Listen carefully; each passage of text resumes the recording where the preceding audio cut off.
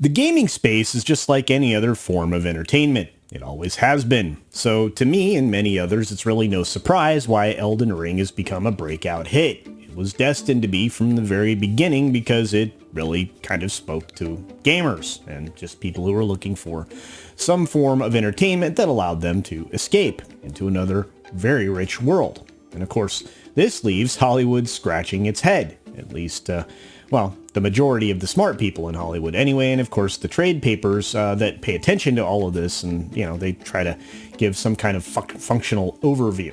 None of these entities actually want the full answer to all of the questions that they're asking because it just won't fit their narratives, and it'll give them some ugly feedback that maybe they just aren't quite prepared for. Let's take a look at this phenomenon courtesy of Variety's VIP platform, and let's break it down just a wee little bit.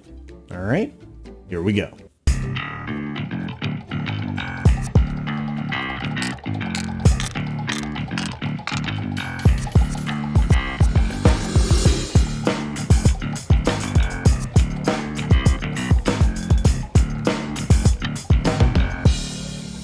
The gaming industry puts all other entertainment industry elements to shame. I mean, it does. It has been for a very long time.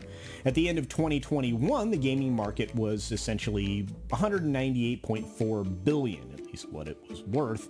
And by the end of 2027, it'll exceed $340 billion a year. At the moment, gaming represents over 1/4 of all of the entertainment consumed. In fact, it's 27%. If you look at all of the combined media that makes up the other, 3/4 or just under 3/4, that is books, radio, audio recordings, music, streaming content, like me, and television and film, and a few other ancillaries here and there, but for the most part, it's a monster.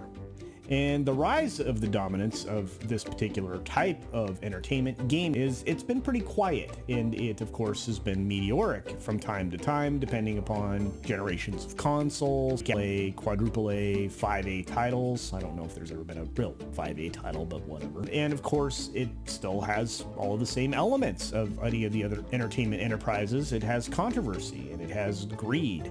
And they, just like anywhere else, they rear their ugly head, but unlike any of those other entertainment industry elements, divisions, whatever you want to call them, they're identified and they're resolved much more quickly. You can likely attribute that to the gamers themselves. Now, Hollywood has been well aware of the gaming industry and its successes for quite some time, and they have even attempted to adapt games and gaming franchises into film. In fact, a recent example would be Uncharted. The problem is they just don't do it very well. In fact, most fans of both gaming and films are hard-pressed to identify good adaptations of any of their favorite gaming franchises. I can only think of 2 or 3, and if you can think of any more or any good suggestions, feel free to use the comments section down below, and I will thank you. Of course, I may also judge you if you are just throwing, if you're throwing some bad ideas out there, but hey, let's keep going. Case in point, of course, with all of this is the upcoming Halo TV series, which I can tell you we already know is going to be terrible. Paramount really didn't know what it was doing when it put the people in charge that they did. This thing has been a decade or more in the making in various forms, including a failed Peter Jackson film way back when, right? And we wanted a good representation of what we've come to see in the games that we've played. That is not what you're going to do. What you're going to see is absolutely nothing to do with the game itself. And when it comes to us gamers and people who like good escapist entertainment, that's the real problem. Variety's entertainment VIP platform here is very good at identifying trends, but they're terrified to go beyond those trends, and they stick with more of the superficial analysis, probably at best. That's the best way to describe it, I would think. Now, they can see all of the elements, of course, just like you and I can, with the help of a lot of correlated data that we're going to review here in a second, but they're just absolutely terrified to name the real issues for fear of being called a name or two, or somehow getting out of lockstep with the rest of the hive mind, or, the consideration for modern audiences. That's right. And in a very recent story, they dive right into Elden Ring, and that's why we're doing the video we are today. So let's get to it. Here's the article. Elden Ring's success underscores Hollywood's blind spot in video games. No kidding. Game of Thrones may have closed out the last decade as the definitive program of HBO's existence, but the influence of George R.R. Martin is back again via an entirely different medium. What's really funny there is Game of Thrones may have been the last good piece of entertainment to come out of HBO, and everything else is headed towards CW, but that's probably for another video, so we'll keep going. Released February 25th by Japanese video game publisher Bandai Namco Entertainment and developed by Louded Studio From Software in collaboration with, of course, Game of Thrones scribe George R.R. Martin. Elden Ring is a massive hit, no kidding, having reportedly sold more than 10 million copies on PC alone after becoming Steam's biggest launch just an hour after it dropped in an online storefront. Holy cow. Let me tell you, 10 million copies? Bye-bye The Last of Us Part 2.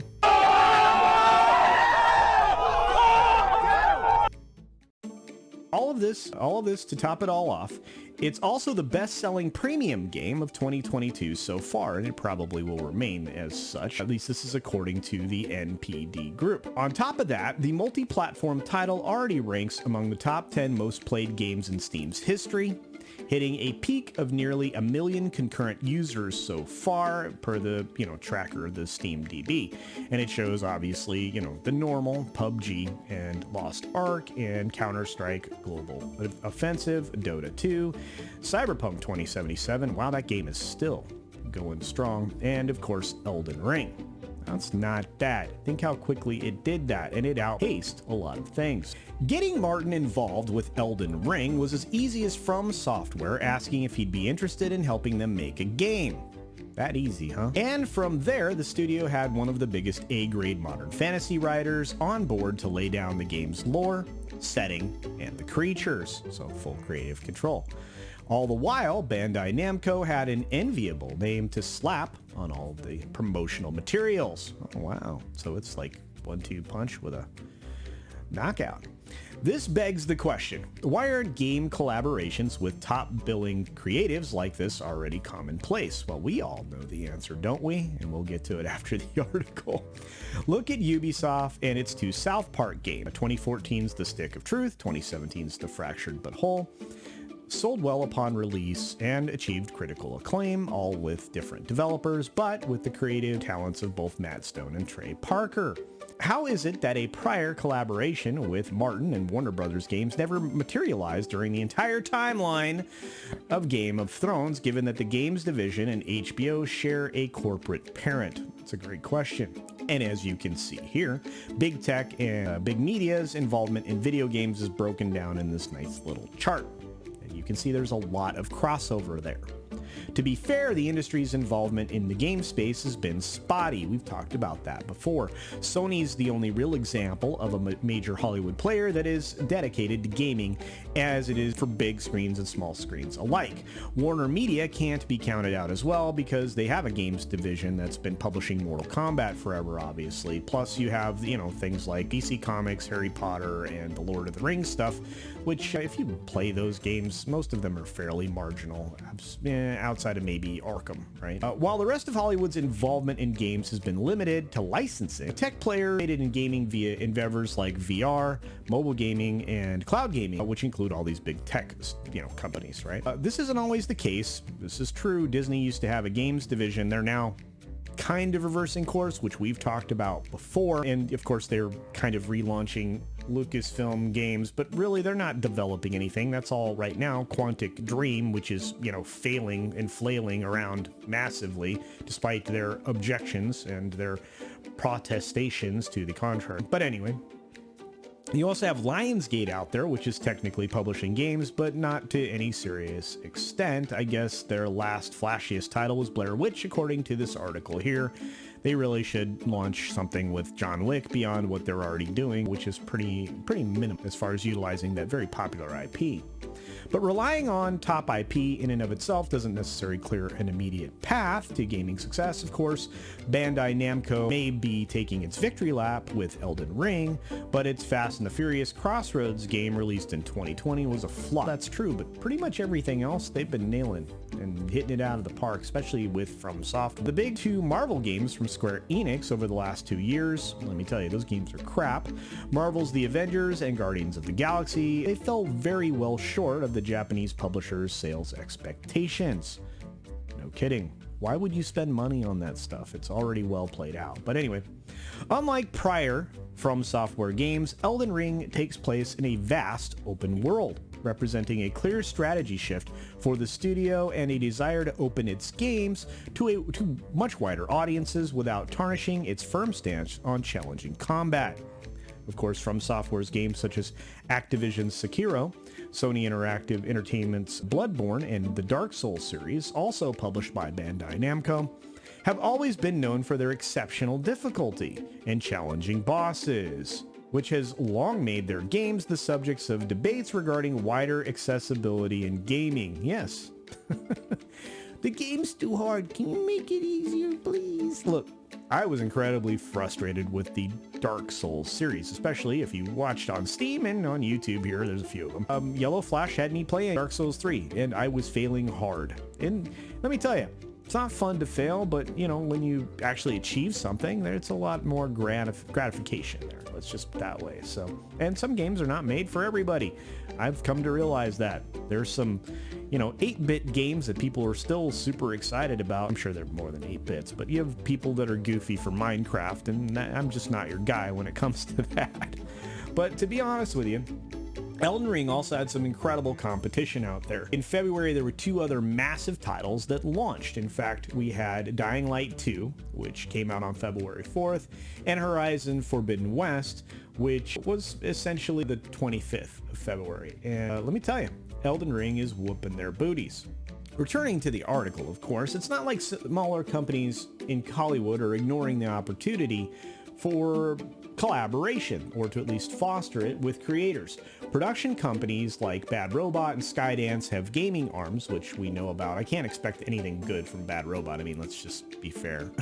But maybe Skydance, because they do have some creative talent over there, a lot of it. If they can finagle similar talent and developer partnerships, such as they obviously From Software did with Martin, the major studios licensing out IP in mass would probably need to rethink the franchises that they're working with and trying to push to virtual spaces. But anyway, Elden Ring's even bigger than anything that doesn't have the name Call of Duty or FIFA on it, and that's a pretty big deal.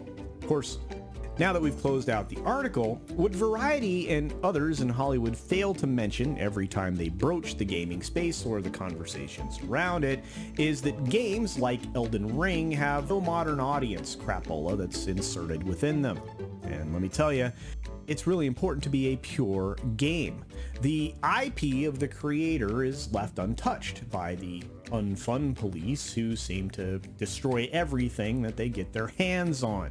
Entertainment is a form of escape, after all, and to introduce a widely rejected garbage narrative element to these things, like they're doing from other entertainment and media, you remove all of that escape, which defeats the whole point. With games, word gets out if your game is a little bit too much of that garbage in it. I mean, all you have to do is look at a game like T. Louie 2, otherwise known as The Last of Us 2. Gamers, they no longer are going to blindly trust Naughty Dog or Sony. And when it comes to the games themselves, those particular, entities, they attack the gamers. They criticized the critics. They attacked them as well, and they actually tried to destroy them. In some cases, they almost succeeded. Now, story and lore creators that work with gaming companies should only do so with full control, and that makes a lot of sense because you should control your story IP and any game that's developed. In the case of Elden Ring, George had carte blanche in the creation sense because he could do whatever he wanted to, and he did. His imagination was set free.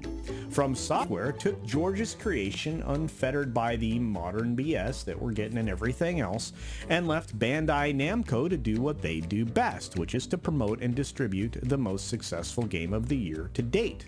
Voila!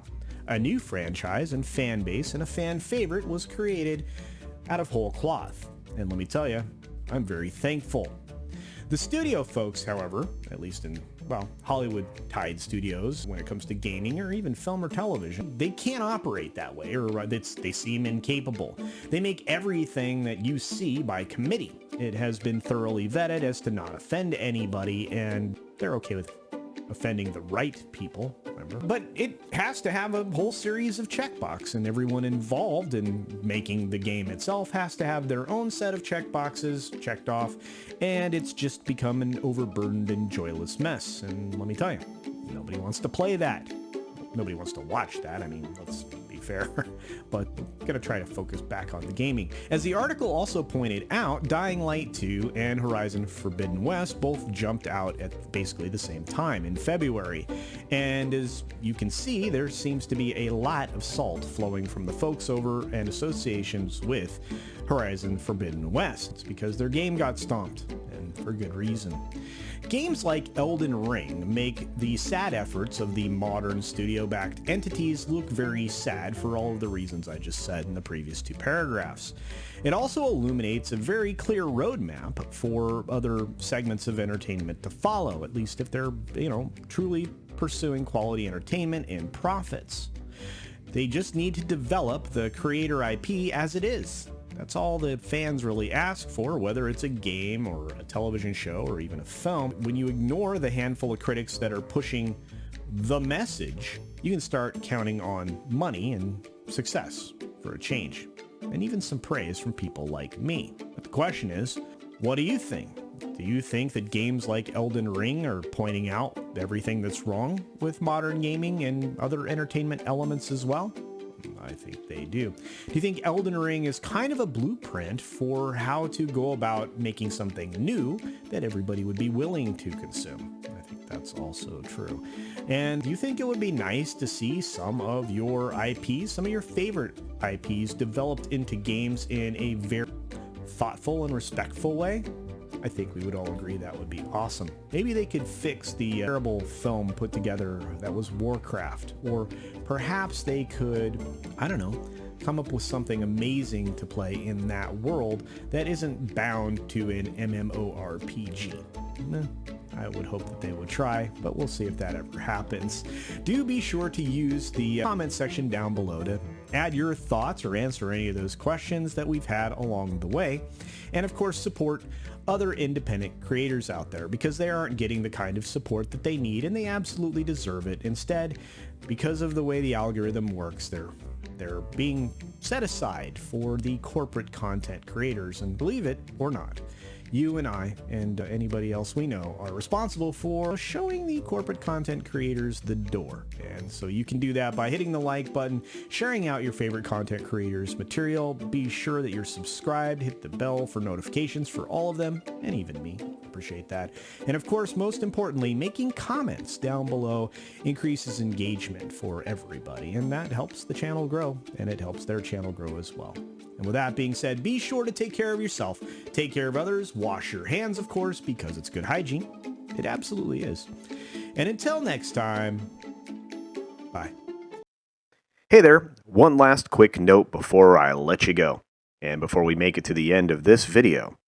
I, CultureCasino, have a brand new Teespring store. That's right, you can now go to Teespring, look up CultureCasino, or use the link in the video below, and pick out some handsome and beautiful CultureCasino merchandise with many different designs and styles and colors, many different items. I was actually surprised at all of the things that you could create, and I have some more designs and items on the way here shortly. But, if you want to support the channel in that way, there is some merch. Otherwise, here comes the ending. Thanks for visiting today. Be sure you're subscribed and hit that for alerts. Yay! Of course, like and share all of the videos that you can, as it helps with the algorithm. Have a great day.